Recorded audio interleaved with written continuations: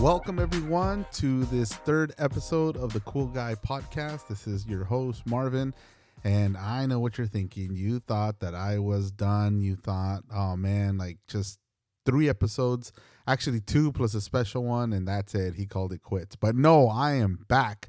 There's been so much going on. I'm going to be honest with you guys, right? And this is the point of the podcast, but I was kind of in a little funk. We just here in Portland, Oregon had a week ago, 2 weeks ago, we had an ice storm, and we had like a few inches of ice out on the road, shuts everything down. Ice isn't like snow. And snow you can get around if you have chains. You can drive around if the snow is compacted. But when there's ice, it really makes it a lot more dangerous. I'm sure there's people that are going to disagree, and that's fine. But in my opinion, ice makes things more dangerous to get around. Everything seems to shut down around the city. And that's exactly what happened. We received a few inches of ice and everything shut down, to the point where I missed a few days of work. Thankfully, they, in my case, if I had some scheduled shifts, they were going to excuse that absence and even pay us, which was great. Fantastic. Praise God for that. But then we also canceled our in-person celebration on Sunday. And we had to meet online. We had a Zoom, or actually, I think we connected live, right? We connected live on Facebook and YouTube the way that we used to do it back in COVID.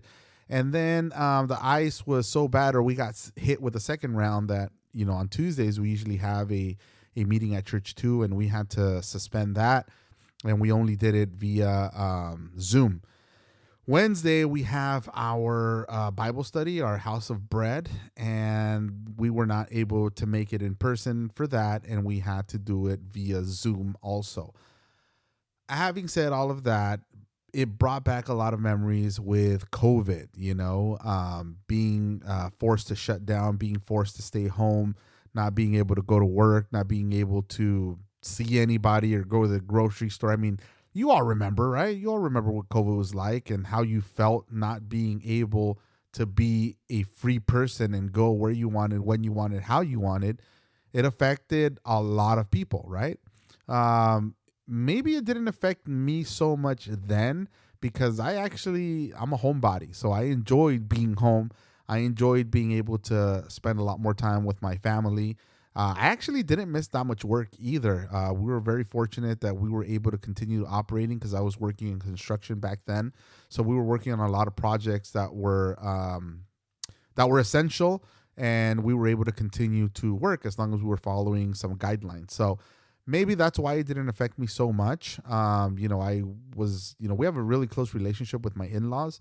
And, we had a lot of opportunities to see them, my brother-in-law, my sister-in-law. So, I feel like it didn't affect me so much then. I finally was able to watch the whole series of all the Marvel movies. I started from the beginning. There's a certain, I don't know if you knew this, but I didn't know this until COVID, but there's a certain way that you're supposed to watch all of the movies so that everything makes sense.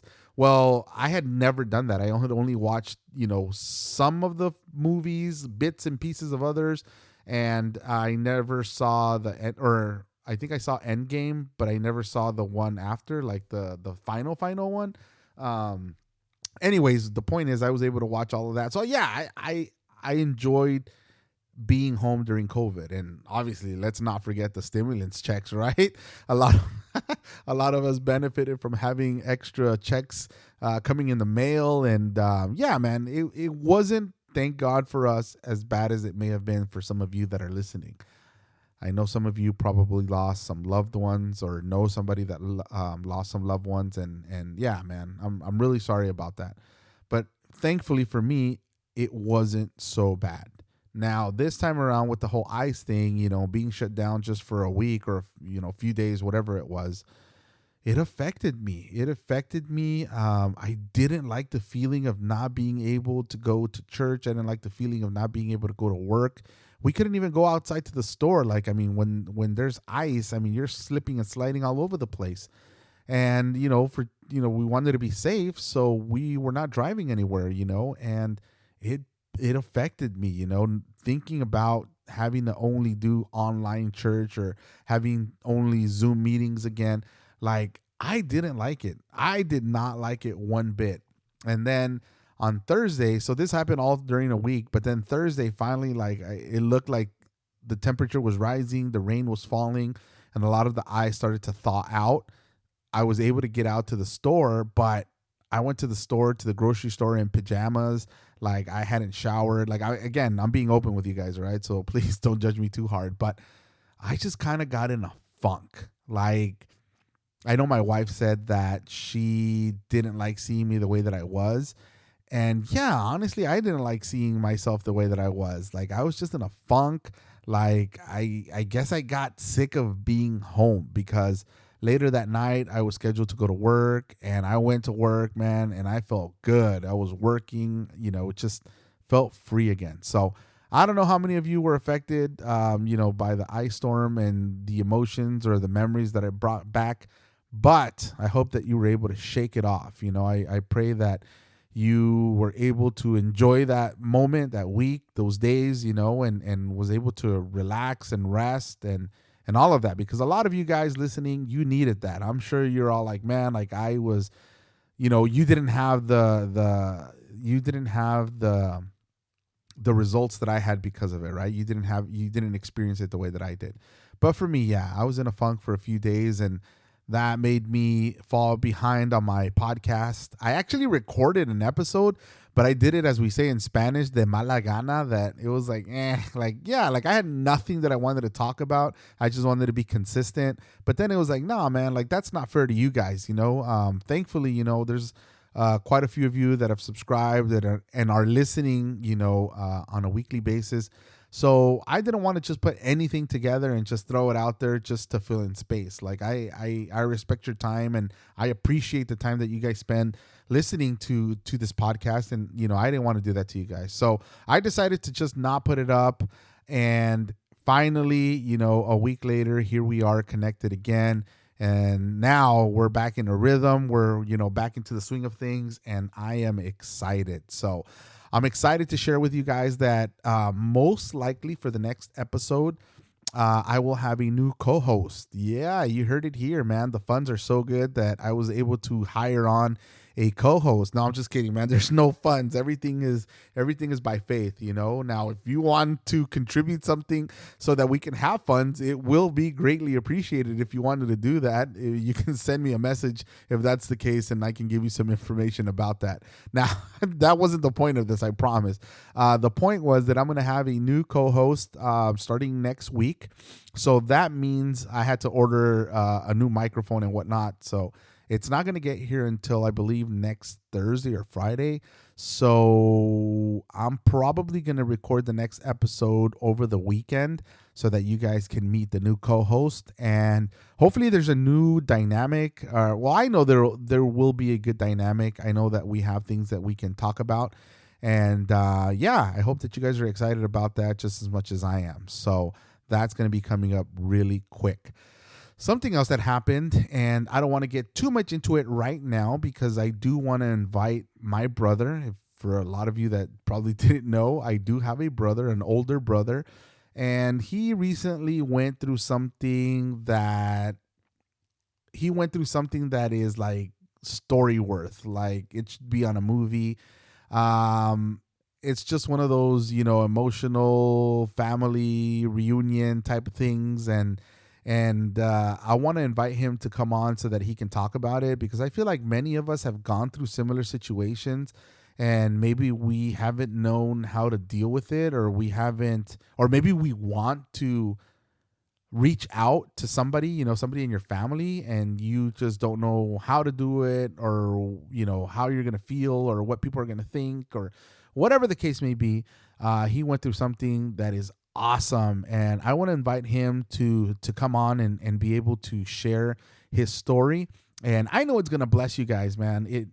He came over the other day and he was talking to me about everything that happened, and I gotta say, man, like I felt emotional, like in a good way. I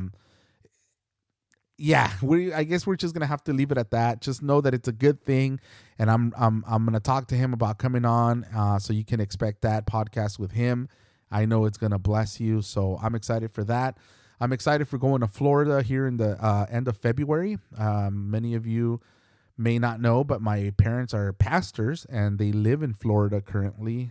They live in or I think the closest big city is West Palm Beach. So I'm going to be going there at the end of February. I'm excited because I get to spend some time with them.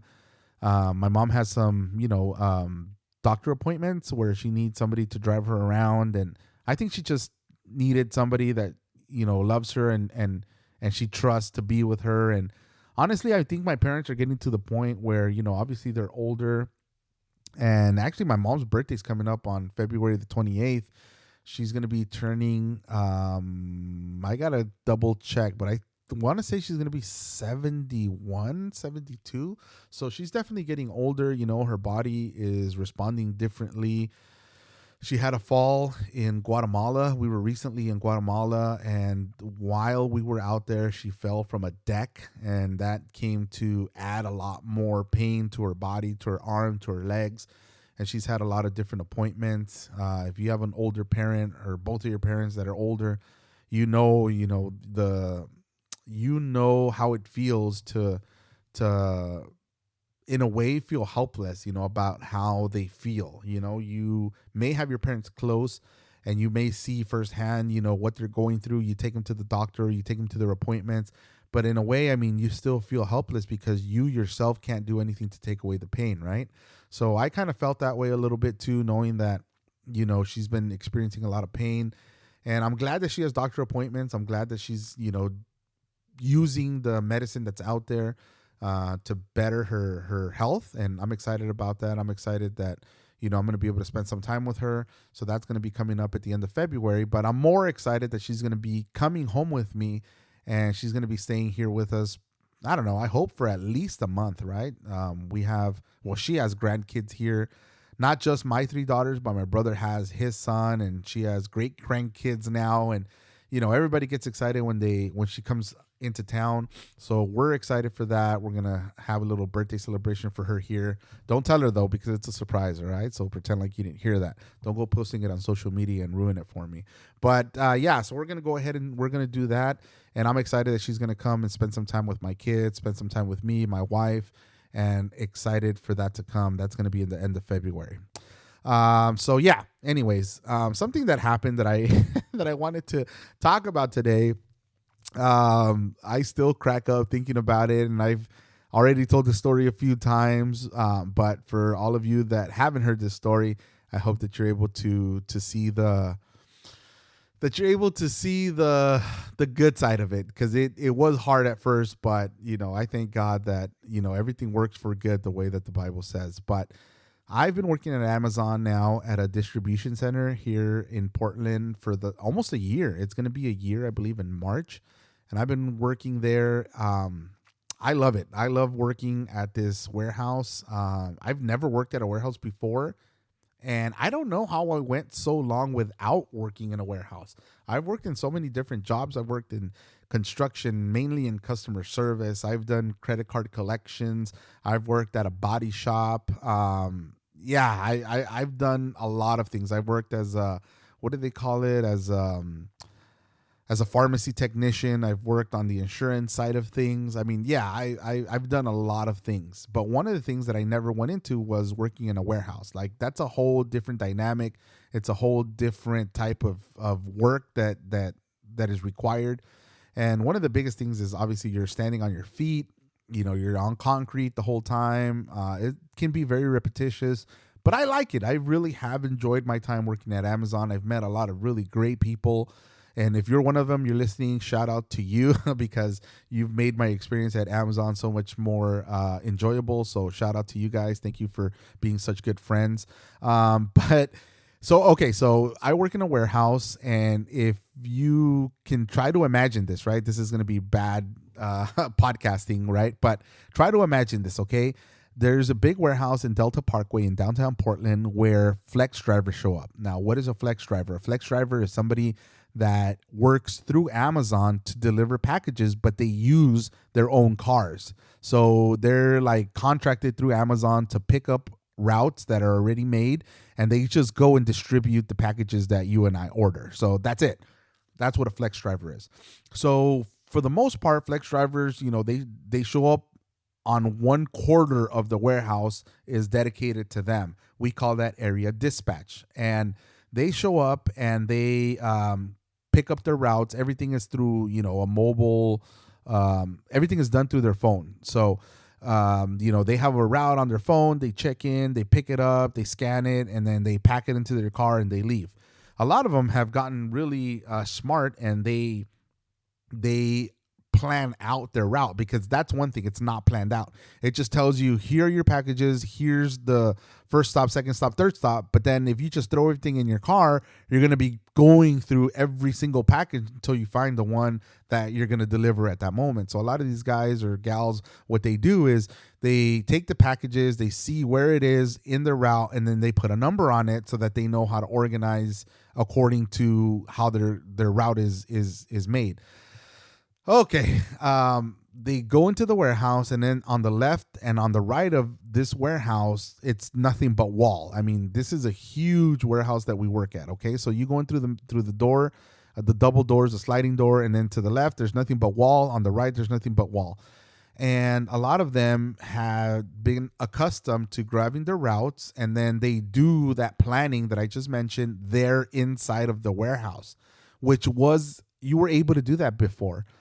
Not until recently during the holidays that they stopped allowing access for that to be done, because there was a lot of theft that went on during the holidays. I mean, we're talking about hundreds of thousands of dollars that were stolen because there was really no control. Like, you can't possibly see everybody that checks in. You can't possibly verify every single route that's there.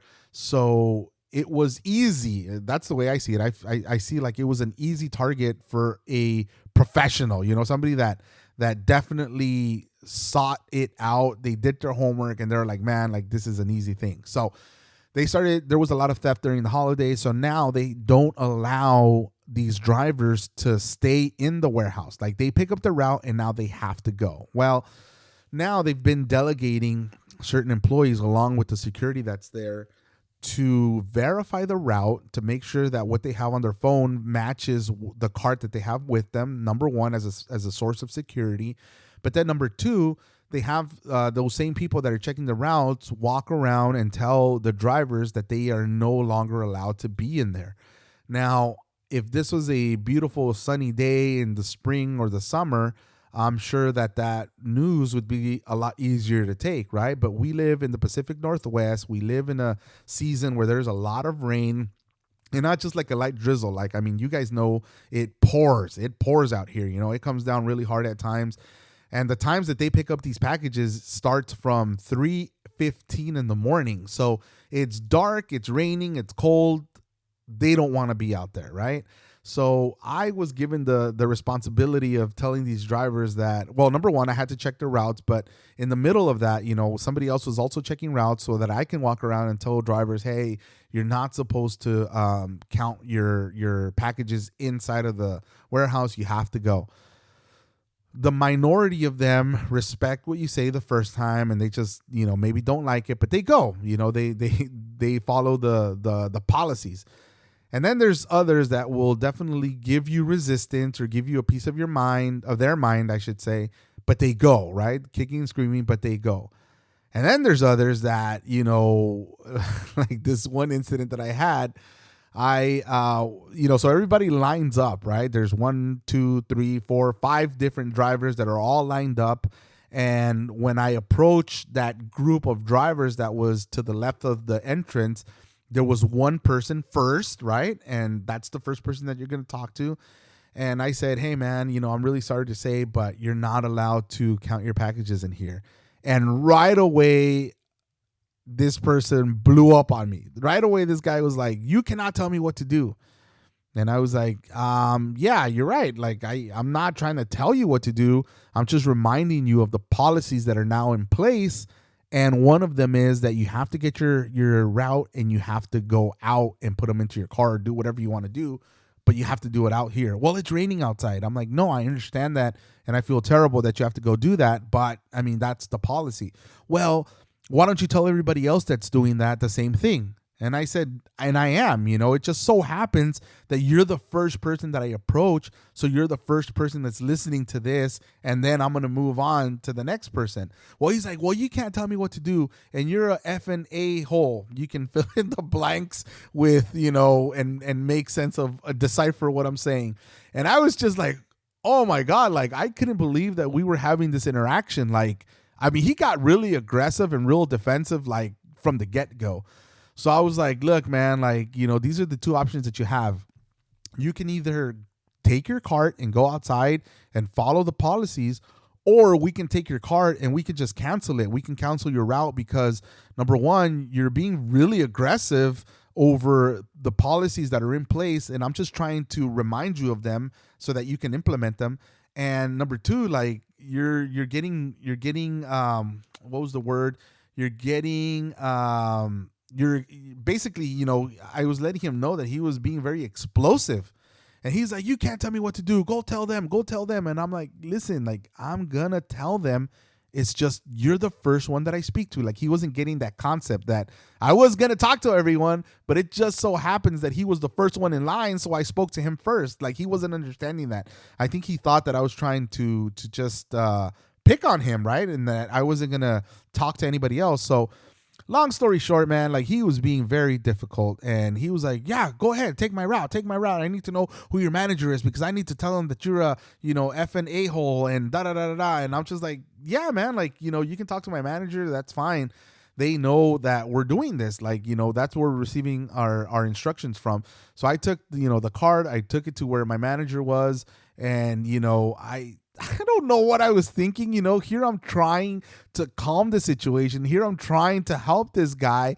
And I said, if you don't like the policies that Amazon has in place, there's a lot of other places that are hiring. Now, I know what you're thinking. Like, why would you say that, right? But in that moment, I didn't have the type of, like, I wasn't trying to be sarcastic. I wasn't trying to get under this guy's skin. Like, I was actually being legit. Like, I was trying to be the voice of reason. Like, I really was not trying to escalate the situation, even though it sounds like that. I mean, obviously now thinking about it, I would not have said that again, but I said that, I said it, and oh my God, he stood up in front of the cart that I was pushing, and he's like, don't tell me what to effing do. Don't tell me what to effing do. You can't tell me what to do.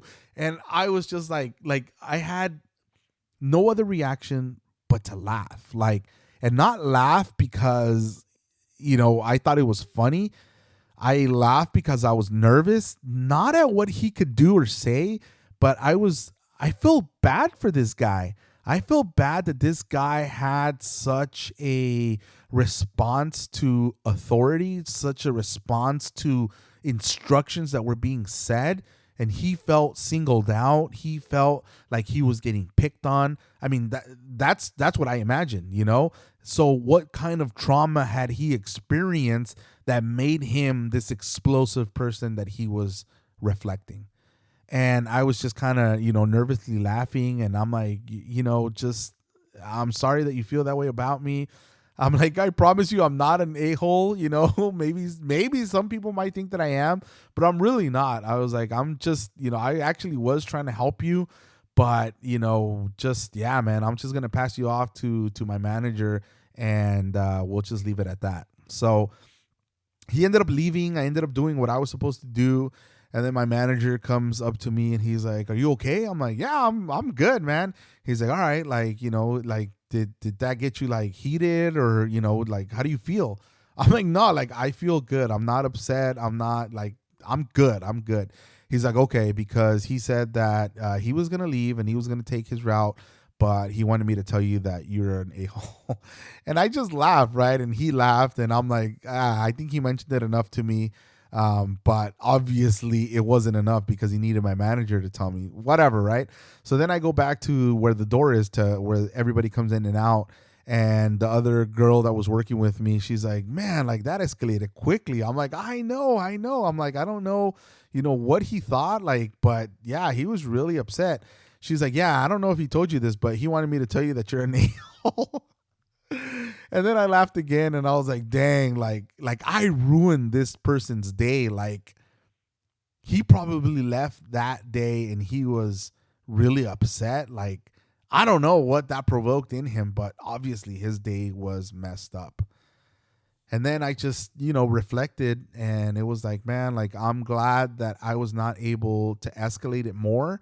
I know he thought that I was, and yes, I probably would not have said what I said, and I would probably just keep quiet more than try to resolve it, because at that point, I mean, what is there really to say that's going to make somebody feel better, right? At that point, he just wanted to stay inside, not be wet, not be cold, and do what he wanted to do so he can leave, right? I get that. But I'm thankful that I was able to stay calm, number one. Number two, I felt compassion for this guy. I felt compassion for him because who wants to be explosive like that? Who wants to get so worked up over Amazon packages, right? I mean, I know those packages are important to you. They're important to me, and I want to get them when I'm supposed to get them, but I'm not that invested in a package, and like I said, I know this guy wasn't either. I mean, I know that wasn't the underlying issue. The issue here was something else, something deeper, something, it's an issue of the heart, something that he experienced at some point in his life that programmed him to get that way when somebody was trying to impose authority over him. Probably he was abused by authority. So I get that, but I felt a lot of compassion for him. And then I just remember, that the Bible talks about us being, the Bible talks about us being, what's the word I'm trying to, I completely drew a blank. The Bible says that we're going to receive mistreatment, that we're going to be, treated badly because of Jesus. But then I was like, okay, but I didn't talk to this guy about Jesus, right? Like, I mean, we didn't even talk about that. So why, why, Holy Spirit, are you telling me, that people, why are you trying to make these two things, associate these two things? And then, I heard the Holy Spirit saying, because Jesus is in your heart, speaking to me, because Jesus is in your heart, that's why you didn't get heated. That's why you didn't want to talk back to him the way he was talking to you. And that's why you felt compassion. That's why you felt bad for this person. And I said, yeah, like you're right, and I pray for this guy wherever he's at, man. I pray that he finds peace. I pray that he knows that he is loved. I hope that he is able to forgive the people that did him harm. And I hope that, he's able to seek help, right? For being so explosive, like the anger management. And I don't know if there's anybody listening today that maybe can identify on either end, whether you can identify as being in the position of this guy and getting so heated over something that now that you think about was so silly. I just want to remind you that there's somebody that can help you. Yes, there are therapists, there are counselors. You and I can even talk about it, and I'd love to, give you some advice. There's pastors that you can speak to, and they're all going to give you, tools so that you can get those things under control. But ultimately, Jesus is the one that can really, really heal your heart. He is the one that can take away any pain. It doesn't matter how long it's existed in there, but he is the only one that can remove it. He is the only one that can make a difference.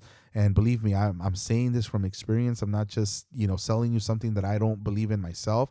Like, I've accepted Jesus into my heart, and I know the different areas of my life that he's worked in and continuously he's working on, and back in the day, we probably would have gotten in a fight. Like, seriously, like the way he was talking to me, like my blood would have been boiling, and I would have been, talking about his mom or, just finding a reason for us to throw down, man. But I thank God that didn't happen.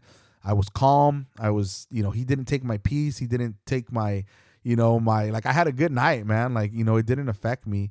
And if you're that person that's experienced something like that, where somebody has, basically said this and that to you and you just took it, God bless you, man, because, that is evidence, and those are fruits that the Holy Spirit are in us and that Jesus is in us.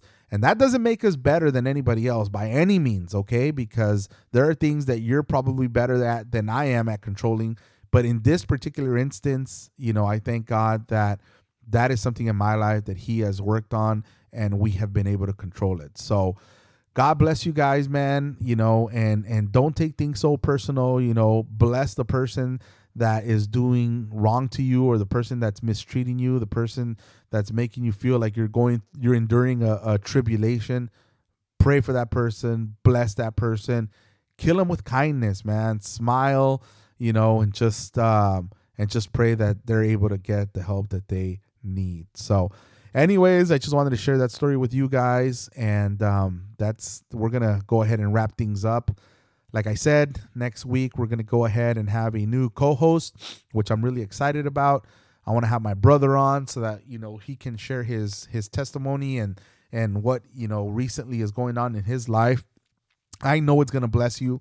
I know it's gonna be something really good, and I want to be able to use this platform to promote or put out, kingdom-minded people that will bless you. I want to use this platform as a way that you can be encouraged, and I want to have people on that can encourage you, that are kingdom-minded and will be of blessing to you. So that being said, if you know someone that is a kingdom-minded business owner, or somebody that works in a certain area that's kingdom-minded, and you think like, man, this person can definitely be a blessing, let me know who they are. Obviously, I'm thinking of like my wife and my sister-in-law, C&J. I last time I mentioned my brother-in-law with Metron Fitness. I mentioned the girls Voice and Virtue, I believe is the name of their podcast. And, these are people that are out there that are kingdom-minded, that are doing things to expand the kingdom of heaven. How? Through jewelry, you probably asked, right? But every time that they go and they meet clients, they are probably not openly praying for these people. But I know that every encounter that they have, if there's an opportunity to talk about the gospel and share the good news of Jesus, I know that they take advantage of it. And that's what I mean. It doesn't necessarily mean that, you're out there selling and you're out there closing deals and every single one of them has to be Jesus centered. No. Like a lot of times, without us even having to say the name Jesus, our other people are going to know it just by the way that we carry ourselves, by the way that we are. They're going to be able to notice something different about us. And if that opportunity ever comes up, they're going to be like, man, like I knew there was something different about you. And if you ever open up and you're like, yeah, well, actually, you know what? I'm Christian and I have Jesus in my heart. And then it's like, oh, okay. It makes sense. So yeah, if you know somebody, that is kingdom minded, that is operating in a business, in their own personal business, or, maybe they have a podcast or a musician or whatever the case may be, they work in a industry where, that people can be blessed, send that information to me so I can reach out to these people and hopefully have them on this podcast so that they can bless you. So, all right, guys. Thank you so much for tuning in again. Officially, this is the third episode. I know that there's 4 episodes out, but officially, this is the third one. The other one was a special sports related podcast, which I'm still not sure if I want to continue to do that. I know the Super Bowl is right around the corner. And yes, I'm going to brag even here that all my picks were right on. And I was right about Taylor Swift and Travis Kelce. So if you want to hear about all that, go check it out. It's the Cool Guy Podcast with a special sports twist, Jesus twist. Listen to that. But thank you again for tuning in. Thank you for listening, and stay tuned for everything that's to come. Guys, God bless you. I'm praying for you. You got this. Keep going, and we'll see you next time.